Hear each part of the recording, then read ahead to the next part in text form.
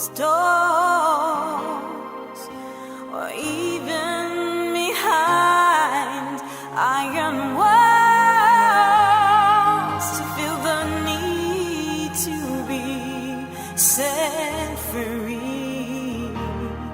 You want to liberate your mind, controlling secrets, yet you will find the need to be set free.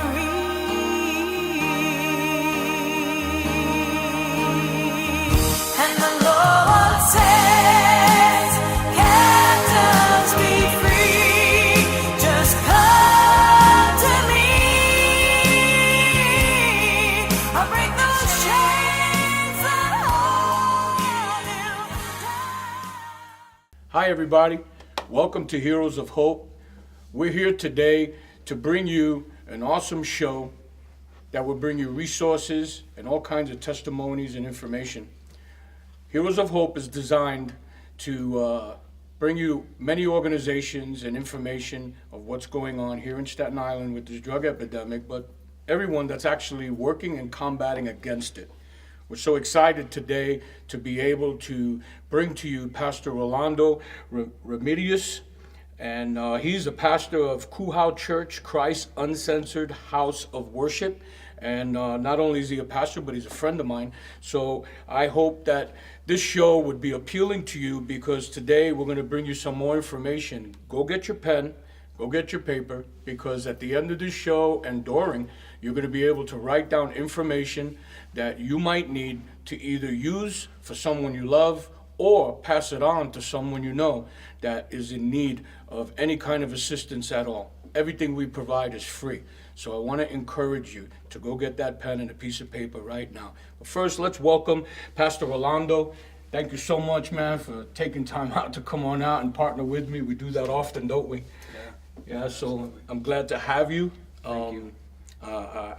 I'm been working really hard in reference to getting all these different programs and all these different testimonies and information on the show. But when it comes to bringing you on, I'm excited even more because there's a big emphasis on young people. Yeah. And I'm excited about that. So I think the first thing, before we get into these deeper rooted questions, I think the first thing the viewers would like to know is a little more about yourself. So who's this handsome guy that's sitting before me? Why don't you tell them a little more about yourself? As you said, my name is Rolando, and I serve as the pastor of Christ Uncensored House of Worship, and we've been on this journey for about 3.5 years. God called us to plant a church in Staten Island. This was during the time Sandy hit in Staten Island, and we met at a house for about a year and a month or so. And after that, we actually launched our church, and we launched our church in 2013.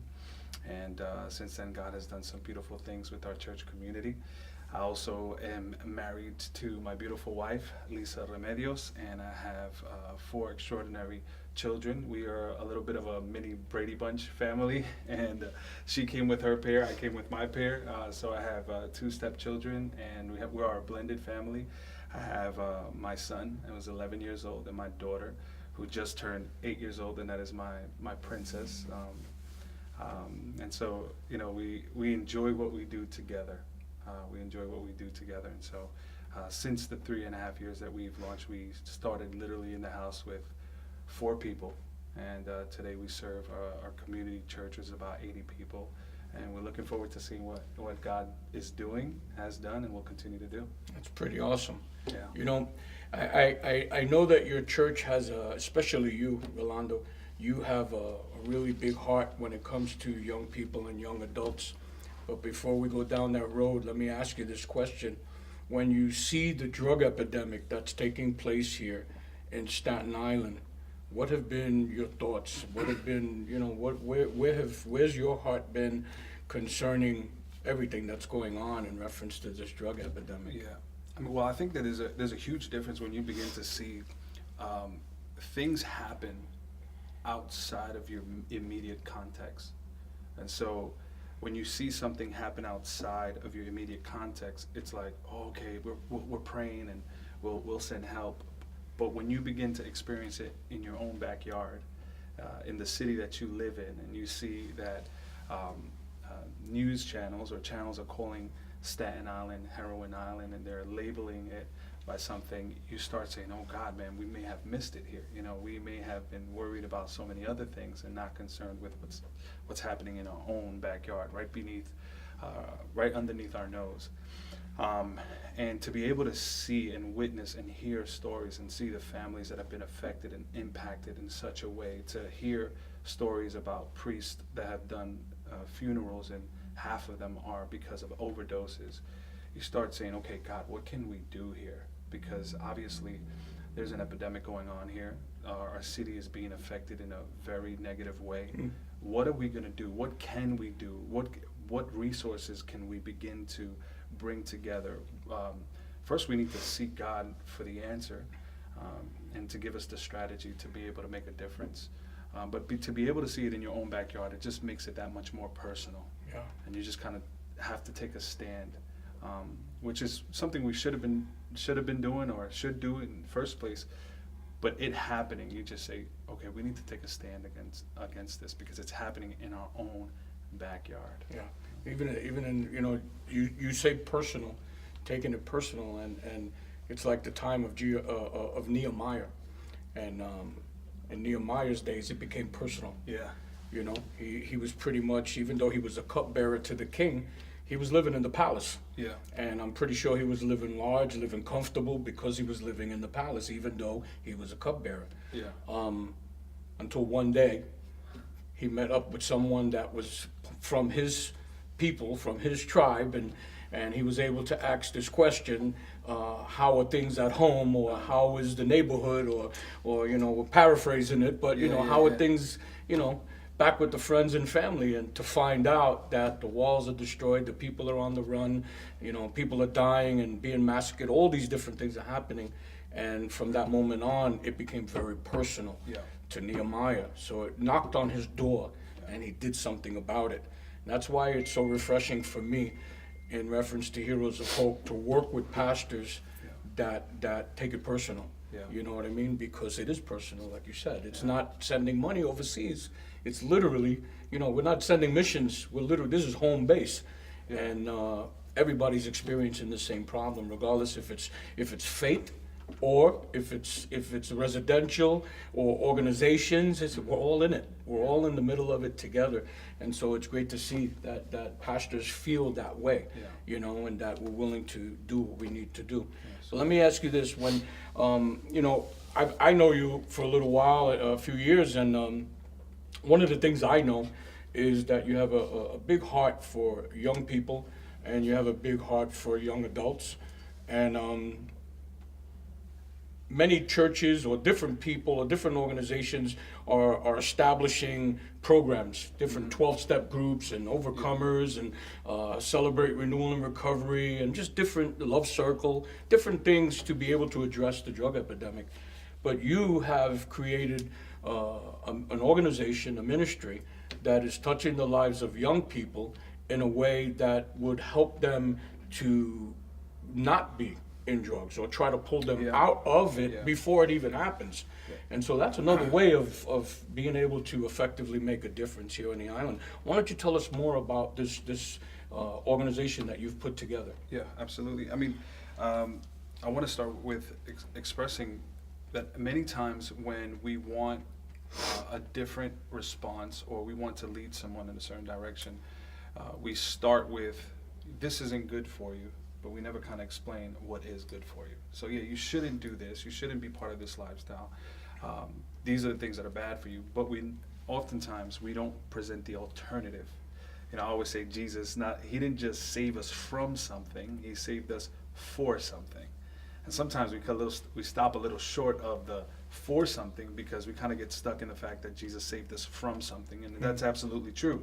But he didn't save us from something just to kind of keep us in the middle ground. He saved us from something in order to lead us for the for that he has for us. So he saved us for something, for a purpose, for a plan, for a promise. And if you don't give the person the other half of that, then you pretty much take them from something, and then they stand there saying, and now what? And then So what it's- happens is yeah. is that they only go back to what they know. Right. You know, so if we don't ever lead them to the alternative, we don't lead them to the purpose that God has for them, and we just simply say, hey, don't do the bad things, but we don't teach them how to do the good things and teach them and equip them, they just go back to what they know. Yeah. And they go back to, you know, their proverbial Egypt, their past. And we're creatures of habit, and we just kind of go back to those things. So we want to be able to undo those things and help them. So I remember as a young person, one of the youth pastors in my church, he was like, hey man, maybe you shouldn't be listening to that music. And he said, hey, here's what I'll do for you. He said, I will, every time you give me one of your old CDs, I will buy a new, positive, Christ-centered message or CD for you. And so that kind of became the... So it turned you on to Christian type music. So I said, okay, here's someone who's willing to invest in me. And so that's kind of what we've done with this ministry called Ignite NYC. It's really providing an alternative where, hey, you don't need certain things in your life to have fun. You don't need certain things in your life to find fulfillment and satisfaction. And so what we've been able to do, it just really began witnessing a powerful movement that was happening in Newark, New Jersey, which at that time was probably one of the worst cities in all of the nation. At one point, the highest murder rate in all of the nation. And there was a ministry there called Ignite Revolution, led by Jorge Caban. And the ministries were bringing about 1,000 kids per month.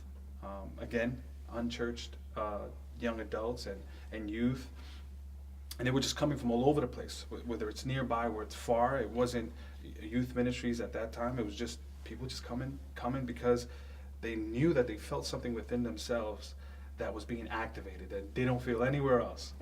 And I remember witnessing it, and I just said, Lord, can we ever see something like this in Staten Island? At that time, there was a high suicide rate in Staten Island with young people. There was particularly a young girl, I don't remember her name now, but in the Tyneville train station, she had committed suicide. And I remember those moments I was just like, God, could we ever see something like this in Staten Island? Because it feels like there is a gap when it comes to reaching the young people in our city. It just feels like, hey, we might be reaching the kids, the children, and we're reaching the older generation, and we have those programs and systems. But for the youth, the largest youth ministry in Staten Island during that time, which was about two and a half years ago, was maybe about 20 to 30 kids. And when you begin to compare that to the numbers in the school, like 4,000 kids in Tottenville, and maybe a couple of thousand here in Curtis and McKee, and you say, God, there's a gap there. There's a gap of young people that are not being reached. And so we began to pray, and I remember the Lord clearly said, he said, you do it. You do it. And I was like, I don't know if you ever had one of those Gideon syndrome moments where you're like, Lord, I don't know, let me take the do. And You need a confirmation. And then you get the confirmation, and need to confirm the confirmation. Exactly. Yeah. You ever, God speak to you so clearly, that you be like, you start rebuking demons. You start like, That's the devil. It's not God. That's not God. That can't be God right there. Yeah. I just had one of those moments, and I just remember the Lord speaking to my heart, and we began praying. We began meeting, and steps began to be taken rather, and the Lord began to bless this ministry, and we began to reach, I would say at this point, hundreds of young people in this city. And the testimonies that we've heard from it is, hey, my child, was hanging out with the wrong crowd. My child was getting involved with drugs, and they started coming to this place called Ignite. And now I see them lifting up their hands and worshiping and singing songs. And you don't only see the stories of the young people and the young adults, but you also see the stories of the families that, man, we've been praying for that young man for a long time. I sometimes go around the neighborhood where we host Ignite, and the kids in the neighborhood recognize me. They're like, Pastor Raw, I can't wait for the next one. These are kids that, we were used to our families coming to church, but at least for me, I was used to my family. I was one of the kids, my drug problem, my family drugged me. My father drugged me to church. But those kids come from broken homes. Yeah. You know, and they're shattered families, and they make it to this place where they're accepted for who they are, but knowing that God loves them so much to not keep them where they are. It's a nice feeling to know too that when you build those type of bridges into the community and you walk through the neighborhoods, that the kids themselves, adults also, they acknowledge, you know, who you are. They know who you are. And instead of running from the pastor or ducking the pastor, Yeah. or, oh no, there's the pastor, Yeah. they embrace it. Yeah. They want to holler across the street, hey, pastor, you know, and everybody looks at them like, what? And I've had those moments, and it's not so much exciting because they're calling you, you know what I mean, which feels good too, but knowing that you're welcome, you know, and that they feel you, they feel your heart, it's sincere, you know, and I think that a lot of times in inner city communities especially, we need to make our presence known in such an embrace to the people that they receive us the same way. Yeah. And that's that expression. Yeah. They literally would shout your name in the sense of just wanting to get to know you better. Sure. And that's a tremendous, tremendous feeling. You know, there's a couple of gentlemen that I know in your church that have come out of some really, really hardcore backgrounds. I don't want to mention names or anything like that for the sake of TV. But, you know, you've been able to really make headway with kind of man-to-man connections with some really hardcore guys that came out of some deep gang violence and some addiction, and then also some incarceration. Sure. And it's whenever I see them, it's just love, you know what I mean? Because we come out of that same type of background, so we love each other when we see each other. But it's nice to see that you're able to build that bridge with them and connect with them, and they love you and they honor you. You know, why don't you share us a little bit about some of these guys that you literally have in your church, that if someone on the show today that's watching would come to the church, they probably wouldn't even know that this person was this, and this, because they don't look like what they actually were. Yeah. So why don't you share something about that? And that absolutely, that's the beauty of what God does, because those that knew you in the past can't believe who you are today, and those that know you today can't believe who you used to be. And that's the dramatic difference that God has in a person's life. It's night and day. It's really, He washes you as white as snow. And in our church community, I mean, God has done one of the beautiful things. Prior to me becoming a pastor, I traveled from state to state. So I traveled Pennsylvania, Indiana, Illinois, Florida, different areas, and I would travel and I would speak in different areas, and we would make calls for salvation, and we would just see people get saved by the hundreds, you know, and it was a beautiful thing. One of the beautiful things that I get to experience now as a pastor is to be able to see the step-by-step process in people's lives. So it's not just you make an altar call and, you know, we just kind of move on to the next one, and, you know, the pastor kind of deals with it there. But for me, it's been a distinct difference between being an evangelist or leading an evangelistic ministry, and now being able to see the transformation between someone that gave their heart to the Lord, the process that God takes them to, and then who God ordains them to be. And so one of our guys at our church, he actually leads the prayer ministry in our church. He's a prayer counselor. And I love telling this story because I met him high. He was high. He was high. That's how I met him. And I remember he was high, and I ministered to him. I spoke to him about the gospel, and he had an idea, and I didn't know if he was getting it all, to be honest. I didn't know if he was all there and he was getting it all, but I knew that even though he may not have been able to intellectually process everything, Jesus said that the words I speak to you are spirit and life. And so even though that intellectually he may not have been able to comprehend everything, his spirit is still hearing the words that I'm saying. And I remember ministering to him and talking to him, and he gave his life to Jesus. And he was high. He was a drug dealer. He was in gangs. They used to call him the stick-up kid, you know, and he was heavily involved in drugs, particularly crack cocaine, and from that day forward, he never touched a drug again. Now this is the person that leads our prayer counselor ministry today, and so what God has done is in his life I can say I'm not just the hearer of it, but I've witnessed it. I have seen this. This is not a made-up story. I met the person high on drugs, was completely bound by this, you know, completely bound. And I saw through the power of the Holy Spirit, his life dramatically changed. He's married now with his beautiful wife.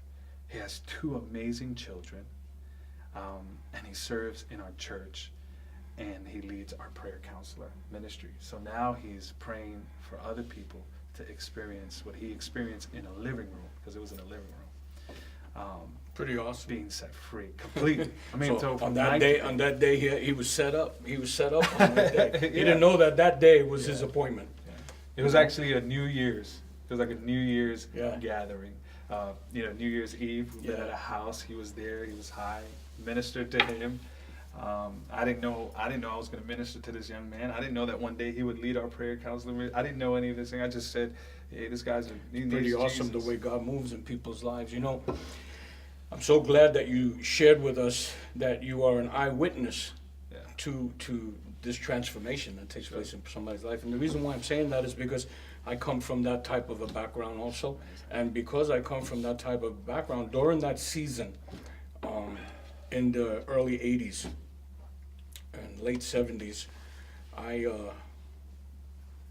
don't want to get into my testimony right now, but my eyes witnessed when I came to Christ, many people get delivered and set free from methadone and addiction and all kinds of stuff.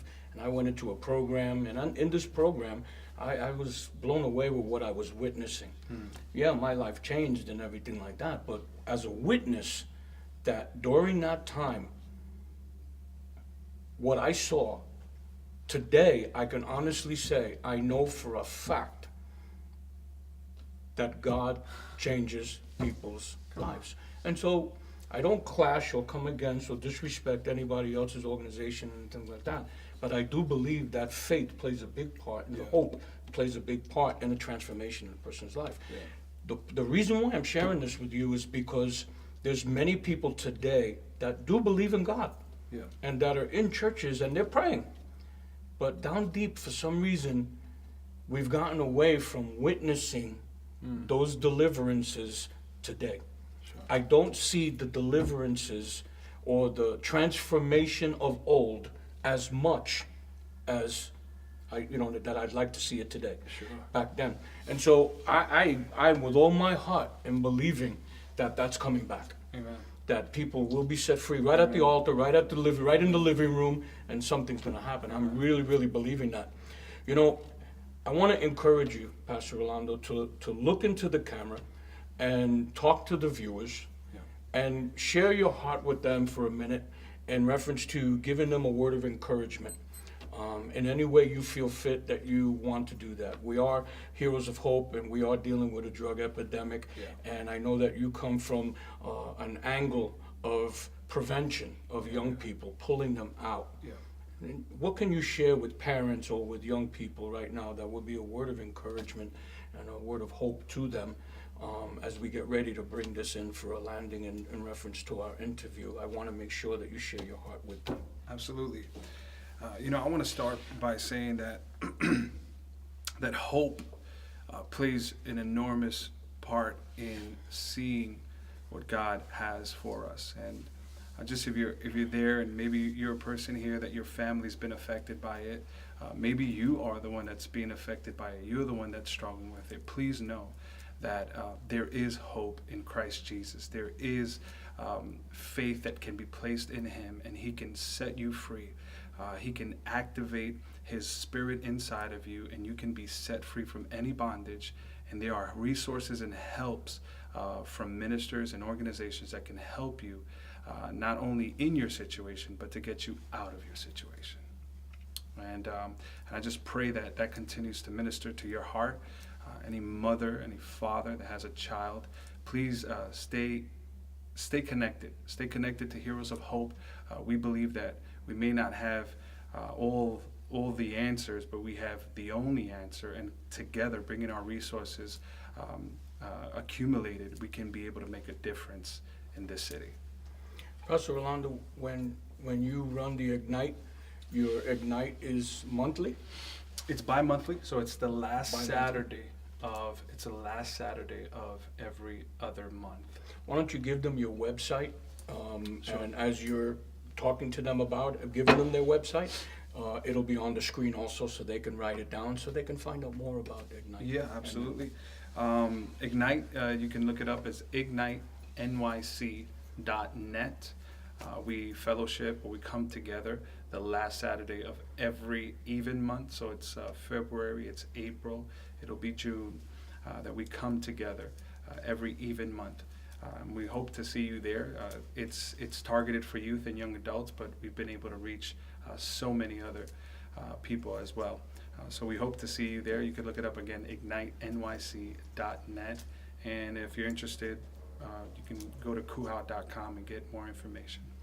Well, thank you for tuning in with us. We are here at Heroes of Hope, and we want you to write down all the information you're about to see on screen. Thank you so much, Pastor Rolando. Thank you, Pastor.